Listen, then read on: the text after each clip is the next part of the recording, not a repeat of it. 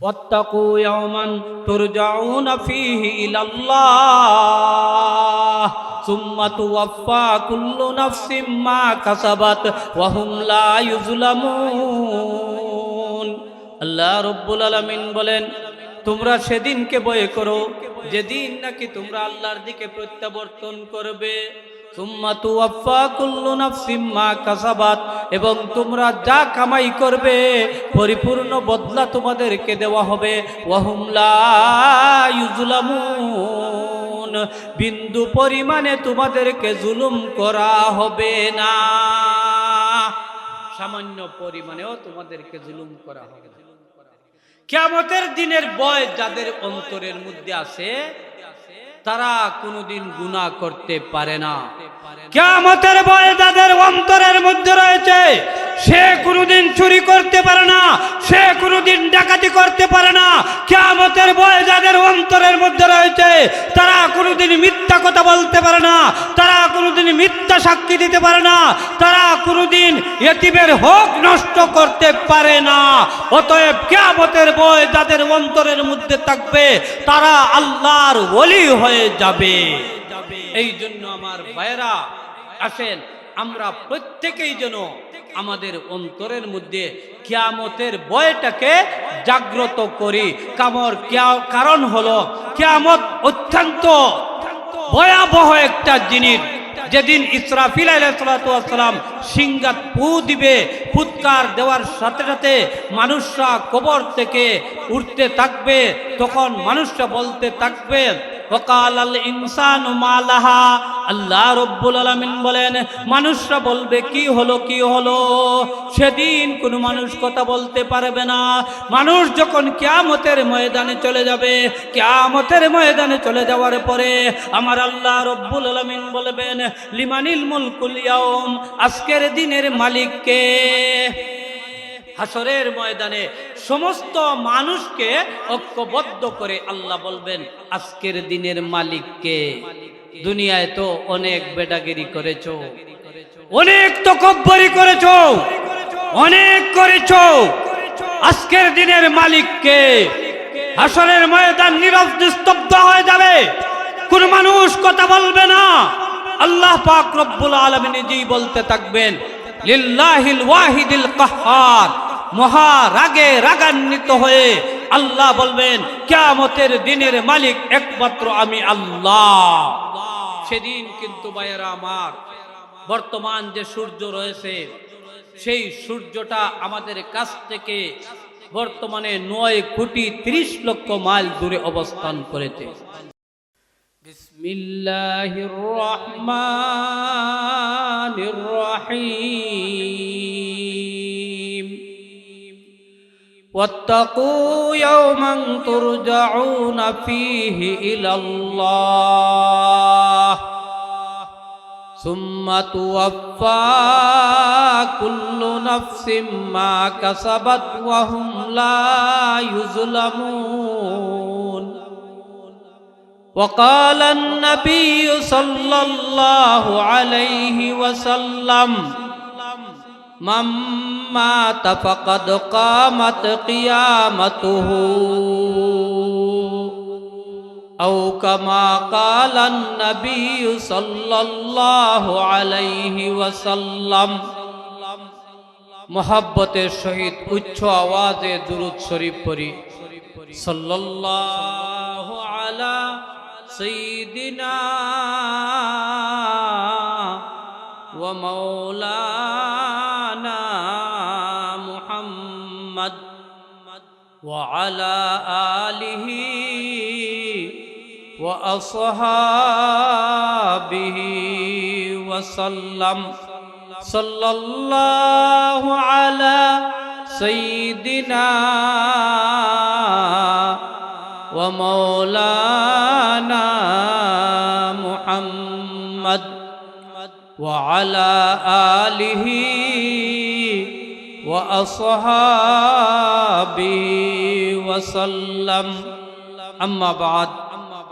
কদুপুর আল ফাতা ইসলামী যুব পরিষদ বানিয়াচং হবিগঞ্জের উদ্যোগে ষষ্ঠ বার্ষিক তাফসিরুল কুরআন মহাসম্মেলনের প্রথম অধিবেশনের উপস্থিত শ্রদ্ধাভাজন সভাপতি সাহেব, বিশিষ্ট আলেমে দ্বীন হাফেজ মাওলানা মনিরুল ইসলাম সাহেব দামাত বরকাতুহুম, মঞ্চে উপস্থিত রয়েছেন বিশিষ্ট আলেমে দ্বীন হযরত মাওলানা বদরুল ইসলাম মাদানী সাহেব সহ অন্যান্য উলামায়ে কেরাম, মুরব্বিয়ানে ইজাম, যুব সমাজ, ছাত্র সমাজ, মাইকের আওয়াজ যতটুকু পর্যন্ত পৌঁছতেছে, পর্দানিশি আমার অত্যন্ত শ্রদ্ধেয় মা ও বোনেরা, সর্বপ্রথম আমি মহান রব্বুল আলামিনের শুকরিয়া জ্ঞাপন করছি যে মহান রব্বুল আলামিন আমাদেরকে স্বাধীন বাংলাদেশের মধ্যে স্বাধীনভাবে কোরআন ও হাদিসের আলোচনা করার, কোরআন ও হাদিসের আলোচনা শোনার সুযোগ দান করেছেন। সেজন্য আকাশ বাতাস মুখরিত করে সকলে উচ্চ কণ্ঠে বলি আলহামদুলিল্লাহ।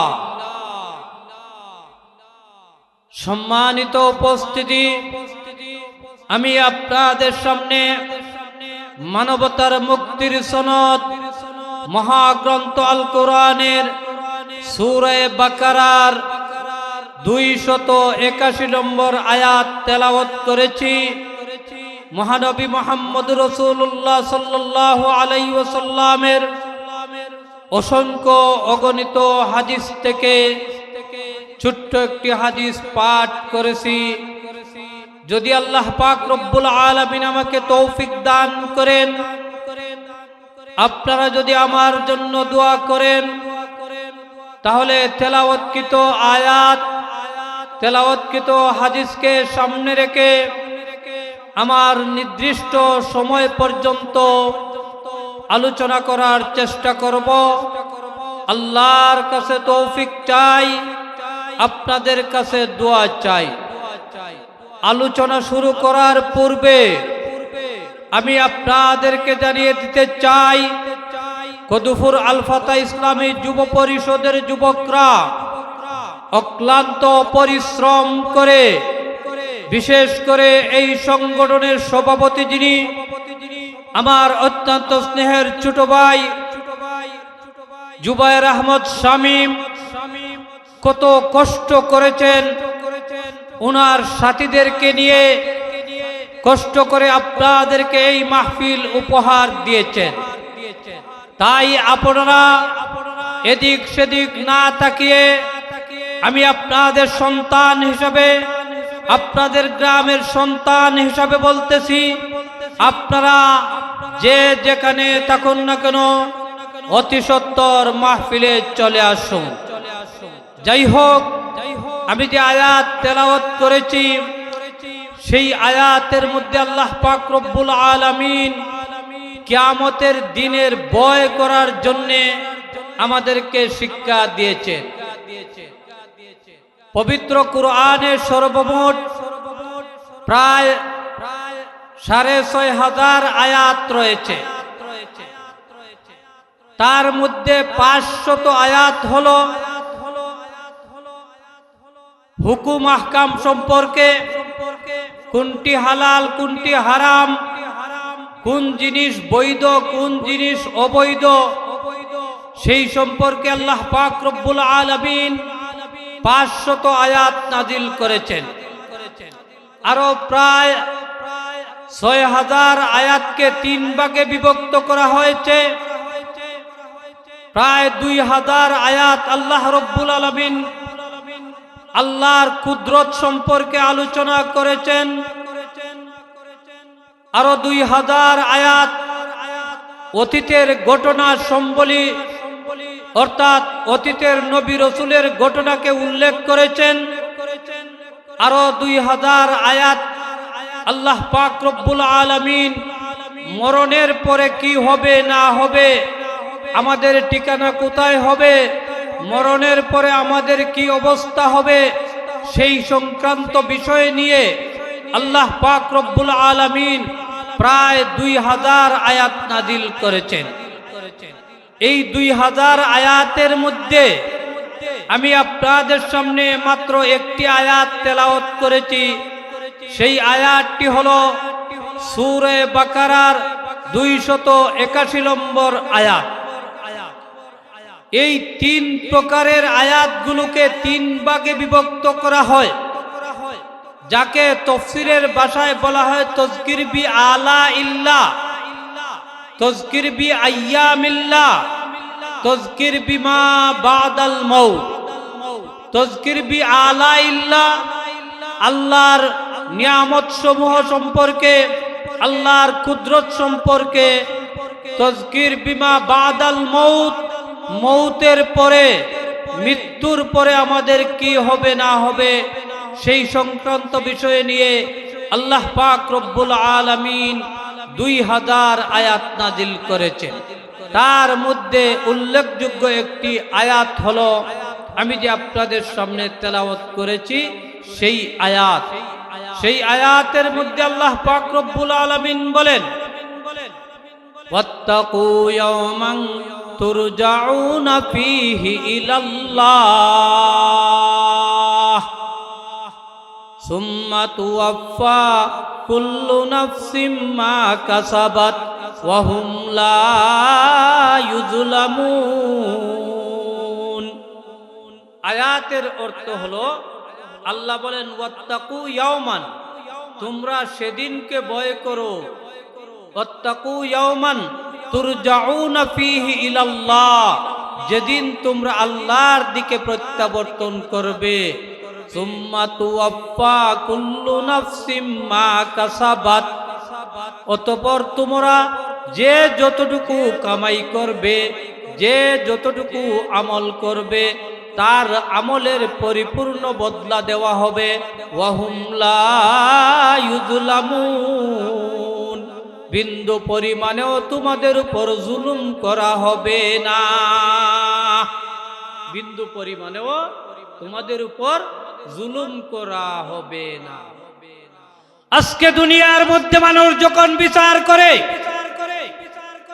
দুনিয়ার মধ্যে যখন কোনো ফয়সালা করে, সেই ফয়সালাটা সঠিকভাবে হয় না, যে কোনো এক পক্ষের দিকে ঝুঁকিয়ে পড়ে। তাই আল্লাহ রাব্বুল আলামিন দুনিয়ার সৃষ্টি লগ্নের পূর্বেই মহান রব্বুল আলামিন এমন একটি দিন ধার্য করে রেখে দিয়েছেন। হে দুনিয়ার বান্দা এবং বান্দিরা, হে আমার বান্দা এবং বান্দিরা, দুনিয়ার মধ্যে যাওয়ার পরে তুমি মজলুম হয়ে যাবে, তোমার উপর মানুষ জুলুম নির্যাতন করবে, মানুষের কাছে বিচার দেওয়ার পরেও তুমি সঠিক বিচার পাবে না, তোমার উপযুক্ত সম্মান পাবে না। তাই আমি আল্লাহ রাব্বুল আলামিন এমন একটি দিনকে ধার্য করে রেখেছি, যেদিন কোন মানুষের উপর জুলুম নির্যাতন করা হবে না। এই দুনিয়ার মধ্যে যা কিছু তুমি কামাই করবে, পরিপূর্ণ বদলা সেদিন দেওয়া হবে, পরিপূর্ণ বদলা সেদিন দেওয়া হবে। কারণ দুনিয়াটা তো ভাই আমাদের পরিপূর্ণ বদলার জায়গা নয়। এই জন্য মজলুমেরও বদলার, পরিপূর্ণ বদলার পাওয়া প্রয়োজন আছে। এই জন্য কারণ মজলুম যখন দোয়া করবে, সেই দোয়া আল্লাহর কাছে কবুল হয়ে যাবে। আল্লাহর রাসূল বলেছেন, সালাসু দাওয়াতিন মুস্তাজাবাতিন লা শাক্কা ফীহি আন্না দাওয়াতাল মাজলুম ওয়া দাওয়াতুল মুসাফির ওয়া দাওয়াতুল ওয়ালিদ আলা ওয়ালাদিহি। রাসূল বলেছেন, 3 গ্রুপ মানুষের দোয়া আল্লাহ রাব্বুল আলামিনের কাছে কবুল হয়, তার মধ্যে সন্দেহের কোনো অবকাশ নেই। সালাসু দাওয়াতিন মুস্তাজাবাতিন লা শাক্কা ফীহি আন্না দাওয়াতাল মাজলুম, মজলুম যখন আল্লাহর কাছে দোয়া করে, জালিমরা যখন মজলুমের উপর জুলুম করে, সেই মজলুম যখন আল্লাহ রাব্বুল আলামিনের কাছে দোয়া করবে, রাসূল বলেন লা শাক্কা ফীহি, সেই দোয়া দে আল্লাহ রাব্বুল আলামিন কবুল করবেন, তার মধ্যে সন্দেহের কোনো অবকাশ নেই। সেই মজলুমের দোয়া আল্লাহর কাছে কবুল হবে। সালাসু দাওয়াতিন মুস্তাজাবাতিন লা শাক্কা ফীহি আন্না দাওয়াতাল মাজলুম ওয়া দাওয়াতাল ওয়ালিদ আলা ওয়ালাদিহি। 2 নম্বর হলো সন্তান যখন বাবার জন্য দোয়া করবে, বাবা যখন সন্তানের জন্য দোয়া করবে, সেই দোয়া আল্লাহ রব্বুল আলামিনের কাছে কবুল হয়ে যায়। 3 নম্বরে হলো মুসাফির যখন আল্লাহ রব্বুল আলামিনের কাছে দোয়া করে, সেই দোয়া আল্লাহ রব্বুল আলামিনের নিকট কবুল হয়ে যায়। রাসূল বলেছেন তার মধ্যে সন্দেহের কোনো অবকাশ নেই। এই মজলুমরা দোয়া করবে, তার দোয়া আল্লাহর দরবারে কবুল হয়ে যাবে। আল্লাহর দরবারে যে কবুল হবে, জালিমের বিচার কিয়ামতের ময়দানে পরিপূর্ণ হবে। যেই সমস্ত জালিমরা মজলুম উলামায়ে কেরামের উপর জুলুম নির্যাতন করেছেন, যেই সমস্ত জালিমরা জাতির উপর জুলুম নির্যাতন করেছেন, যেই সমস্ত জালিমরা টঙ্গীর মুসলমানদের উপর জুলুম নির্যাতন করেছেন, এই দুনিয়ার বুকে যদি তাদের পরিপূর্ণ বিচার হয় না, আশা করি আমরা কিয়ামতের ময়দানে আল্লাহ রাব্বুল আলামিন ঘোষণা করেছেন, আমি আল্লাহ এমন একটি দিন ধার্য করে রেখেছি, যেই দিন নাকি তোমাদের পরিপূর্ণ বদলা দেওয়া হবে। তোমাদের উপর যারা জুলুম নির্যাতন করেছে তাদের পরিপূর্ণ বদলা দেওয়া হবে, তোমাদের হত্যার পরিপূর্ণ বিচার করা হবে। কথা বলেন ঠিক না বেঠিক? এই জন্য ভাই এমন একটা দিন আমাদের প্রয়োজন, যেই দিন নাকি আমরা পরিপূর্ণ বদলা পাই। যেমন মনে করেন গত 17 তারিখে সাতপন্থী যারা রয়েছে, তারা নির্বিচারে মুসলমানদের উপর হামলা করেছে। ঘুমন্ত অবস্থায় 4 জন মানুষকে তারা হত্যা করেছে। হক্কানি উলামায়ের উপর তারা হামলা করেছে। এই সাতপন্থী তারা যদিও মুসলমান নাম দিয়েছে, প্রকৃতপক্ষে তারা খাঁটি মুসলমান হতে পারে নাই। রাত্রে অন্ধকারে নির্বিচারে মুসলমানদের উপর হামলা চালিয়ে দিয়েছে। এই সমস্ত মুসলমানরা হলেন মজলুম, তারা আল্লাহর কাছে দোয়া করেছে, আল্লাহ রাব্বুল আলামিন সেই দোয়া কবুল করবেন। কাল কিয়ামতের ময়দানে অবশ্যই তাদের বিচার হবে। যারা তাকে হত্যা করেছে তাদের বিচার হবে। শুধু কিয়ামতের ময়দানে নয়, আমাদের দাবি হলো বিভিন্ন জায়গায় আমরা দাবি পেশ করি। বর্তমানে যারা উপদেষ্টা মণ্ডলী রয়েছেন, বাংলাদেশের প্রশাসনের মধ্যে রয়েছেন, আপনাদের দৃষ্টি আকর্ষণ করে বলছি, মিডিয়ার মাধ্যমে আমাদের টঙ্গীর ময়দানে যাদেরকে হত্যা করা হয়েছে তাদের হত্যার পরিপূর্ণ বিচার হতে হবে। আপনারা যদি বিচার না করেন, তাহলে এদেশের তৌহিদি জনতা হক্কানি উলামায়ে কেরামদেরকে সাথে নিয়ে তাদের আইনকে নিজের হাতে তুলতে বাধ্য হয়ে যাবে। অতএব আপনাদের দৃষ্টি আকর্ষণ করে বলছি, আপনাদেরকে বিনীতভাবে অনুরোধ করছি, এখনো যারা হক্কানি মুসলমানদের উপর হামলা করে, এখনো যারা হক্কানি মুসলমানদের উপর জুলুম নির্যাতন করে, তাদের সঠিক বিচার হওয়া প্রয়োজন। আর আল্লাহ পাক রব্বুল আলামিন কিয়ামতের একটা দিন ধার্য করে রেখেছেন। কিয়ামতের দিনকে ভয় করার জন্যই আল্লাহ পাক রব্বুল আলামিন আমার তেলাওয়াতকৃত আয়াতের মধ্যে উল্লেখ করেন, ওয়াত্তাকু ইয়াওমান তুরজাউনা ফীহি ইলাল্লাহ সুম্মা তুওয়াফা কুল্লু নাফসিম মা কাসাবাত ওয়া হুম লা ইউজলামুন। আল্লাহ রব্বুল আলামিন বলেন, তোমরা সেদিনকে ভয় করো যেদিন নাকি তোমরা আল্লাহর দিকে প্রত্যাবর্তন করবে। সুম্মা তুওয়াফা কুল্লু নাফসিম মা কাসাবাত, এবং তোমরা যা কামাই করবে পরিপূর্ণ বদলা তোমাদেরকে দেওয়া হবে। ওয়া হুম লা ইউজলামুন, বিন্দু পরিমাণে তোমাদেরকে জুলুম করা হবে না। সামান্য পরিমাণেও তোমাদেরকে জুলুম করা হবে না। কিয়ামতের দিনের ভয় যাদের অন্তরের মধ্যে আছে, তারা কোনোদিন গুনাহ করতে পারে না। কিয়ামতের ভয় যাদের অন্তরের মধ্যে রয়েছে, সে কোনোদিন চুরি করতে পারে না, সে কোনোদিন ডাকাতি করতে পারে না। কিয়ামতের ভয় যাদের অন্তরের মধ্যে রয়েছে তারা কোনোদিন মিথ্যা কথা বলতে পারে না, তারা কোনোদিন মিথ্যা সাক্ষী দিতে পারে না, তারা কোনোদিন ইতিমের হক নষ্ট করতে পারে না। অতএব কিয়ামতের ভয় যাদের অন্তরের মধ্যে থাকবে তারা আল্লাহর ওলি হয়ে যাবে। এই জন্য আমার ভাইরা, আসেন আমরা প্রত্যেকেই যেন আমাদের অন্তরের মধ্যে কিয়ামতের ভয়টাকে জাগ্রত করি। কারণ হলো কিয়ামত অত্যন্ত ভয়াবহ একটা জিনিস। যেদিন ইসরাফিল আলাইহিস সালাতু ওয়াস সালাম সিংহাত ফু দিবে, ফুৎকার দেওয়ার সাথে সাথে মানুষরা কবর থেকে উঠতে থাকবে, তখন মানুষরা বলতে থাকবে ওয়াকালাল ইনসানু মা লাহা। আল্লাহ রাব্বুল আলামিন বলেন মানুষরা বলবে কি হলো কি হলো। সেদিন কোনো মানুষ কথা বলতে পারবে না। মানুষ যখন কিয়ামতের ময়দানে চলে যাবে, কিয়ামতের ময়দানে চলে যাওয়ার পরে আমার আল্লাহ রাব্বুল আলামিন বলবেন লিমানিল মুলকুল ইয়াউম, আজকের দিনের মালিক কে? হাসরের ময়দানে সমস্ত মানুষকে ঐক্যবদ্ধ করে আল্লাহ বলবেন আজকের দিনের মালিক কে? দুনিয়ায় তো অনেক বেটাগিরি করেছো, অনেক তকব্বরি করেছো, অনেক করেছো, আজকের দিনের মালিক কে? হাসরের ময়দান নীরব নিস্তব্ধ হয়ে যাবে, কোন মানুষ কথা বলবে না। আল্লাহ পাক রব্বুল আলামিন নিজেই বলতে থাকবেন লিল্লাহিল ওয়াহিদিল কাহ্হার। মহা রাগে রাগান্বিত হয়ে আল্লাহ বলবেন কিয়ামতের দিনের মালিক একমাত্র আমি আল্লাহ। সেদিন কিন্তু ভাইয়েরা আমার, বর্তমান যে সূর্য রয়েছে সেই সূর্যটা আমাদের কাছ থেকে বর্তমানে 9 কোটি 30 লক্ষ মাইল দূরে অবস্থান করেছে।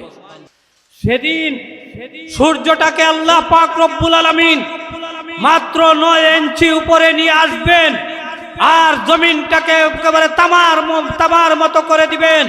সেদিন আল্লাহ যখন এই প্রশ্ন করবেন আজকের দিনের মালিককে, হাসরের ময়দান নীরব নিস্তব্ধ হয়ে যাবে, কোনো মানুষ কথা বলবে না। সেদিন আল্লাহ নিজেই বলতে থাকবেন লিল্লাহিল ওয়াহিদিল কাহ্হার, আজকের দিনের মালিক একমাত্র আমি আল্লাহ।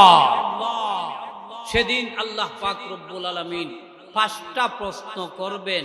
এই 5টি প্রশ্নের জবাব না দেওয়া পর্যন্ত কোনো মানুষ কথা বলতে পারবে না, কোনো মানুষ তার পাগুলা সরাইতে পারবে না। এই জন্য এই 5টা প্রশ্ন অত্যন্ত গুরুত্বপূর্ণ। আর এমত অবস্থায় হাসরের ময়দানের সমস্ত মানুষ উলঙ্গ অবস্থায় উত্তোলন হবে। হযরতে আয়েশা সিদ্দিকা রাদিয়াল্লাহু তাআলা আনহা বর্ণনা করেন, ইয়া রাসূলুল্লাহ, ইয়া হাবিবাল্লাহ, আমরা তো নবীদের বিবি, হাসরের ময়দানে আমরা উলঙ্গ অবস্থায় উত্তোলন হব, আমাদের কি লজ্জা হবে না? আমাদের কি শরম হবে না? ইয়া রাসূলুল্লাহ, এমন ভাবে আমরা কেমন করে উলঙ্গ অবস্থায় উত্তোলন হব? আল্লাহর রাসূল সাল্লাল্লাহু আলাইহি ওয়াসাল্লাম আয়েশাকে সম্বোধন করে বলতেছেন, ও আয়েশা, তুমি জানো না, তুমি জানো না হাসরের ময়দান এত ভয়ঙ্কর, এত ভয়াবহ অবস্থা হবে যে কার পরনে কাপড় আছে আর কার পরনে কাপড় নাই সেই চিন্তা করার সময় মানুষের থাকবে না। এমন ভয়াবহ অবস্থায় আল্লাহ রব্বুল আলামিন 5টা প্রশ্ন করবেন। তার মধ্যে 1 নম্বরে আল্লাহ বলবেন, আমি আল্লাহ তোদেরকে একটা জীবন দান করেছিলাম, সেই জীবনটা তুমি কোন খাতে ব্যয় করেছো? আমি আল্লাহ তোমাকে জীবন দিয়েছিলাম, কেউ 60 বছর, 70 বছর, 80 বছর, এইভাবে তোমাদেরকে আমি আল্লাহ জীবন দিয়েছিলাম, এই জীবনটা তুমি কোন খাতে ব্যয় করেছো? বান্দা এবং বান্দিরা যতক্ষণ পর্যন্ত জবাব না দিবে ততক্ষণ পর্যন্ত তোমাদের পা গুলা সরাইতে পারবে না। 2 নম্বরে প্রশ্ন করা হবে, তোমার জীবনের মধ্যে আমি আল্লাহ একটা যৌবন দান করেছিলাম, সেই যৌবনকালে তুমি যা ইচ্ছা তাই করতে পারতে, আমি আল্লাহ তোমাকে ইচ্ছা স্বাধীন দিয়েছিলাম। তোমার ইচ্ছা হলে তাফসীর মাহফিলও করাইতে পারতে, তোমার ইচ্ছা হলে গানের প্যান্ডেলেরও আয়োজন করতে পারতে। এমন একটি গুরুত্বপূর্ণ জীবন আমি তোমাকে দান করেছিলাম। আমি আল্লাহ রব্বুল আলামিন তোমাকে যে যৌবন দান করেছি, এই যৌবন কালটা তুমি কোথায় ব্যয় করেছো? যৌবন কাল কোথায় ব্যয় করেছো? মানুষের জীবনে যৌবন কাল অত্যন্ত গুরুত্বপূর্ণ।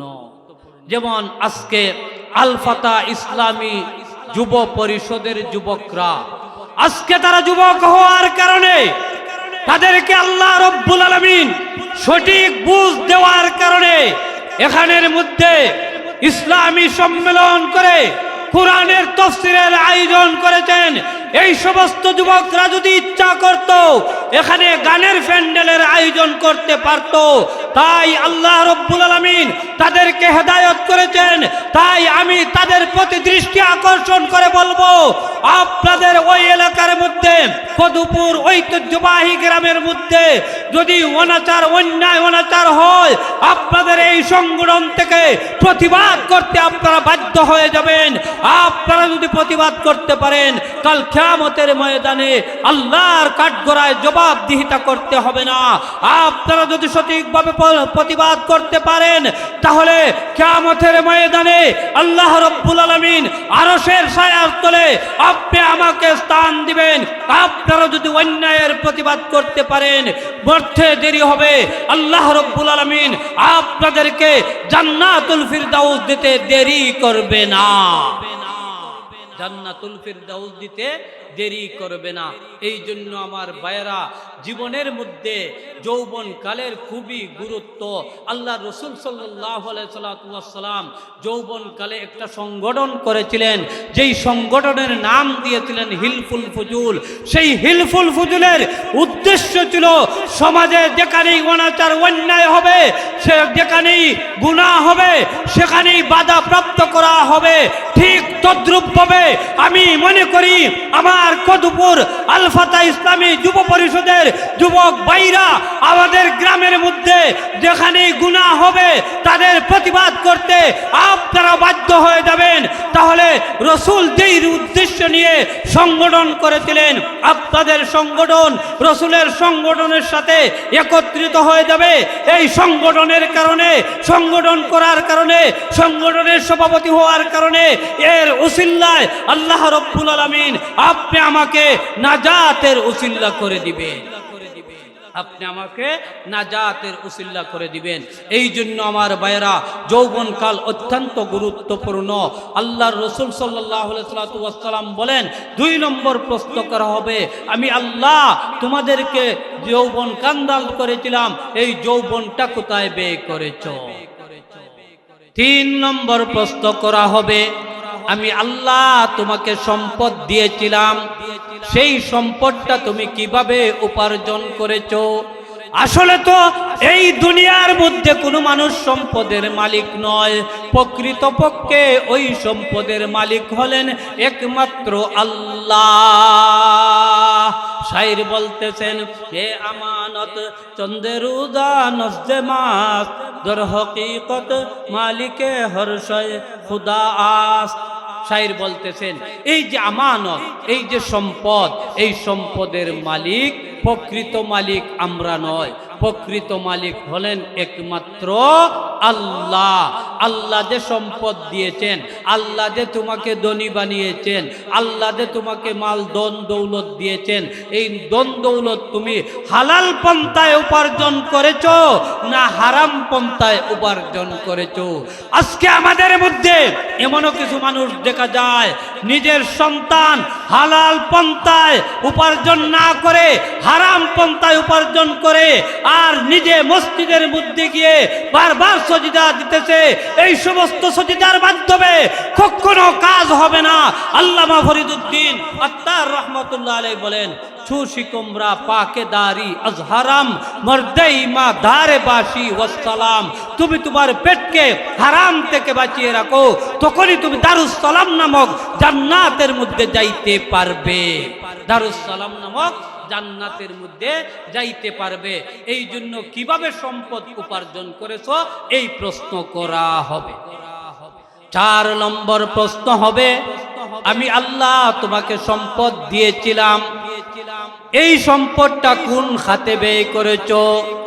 কদফুর আল ফাতা ইসলামী যুব পরিষদের মতো এমন বিভিন্ন ইসলামী মাহফিলের মধ্যে ব্যয় করেছো, না গানের প্যান্ডেলের মধ্যে ব্যয় করেছো?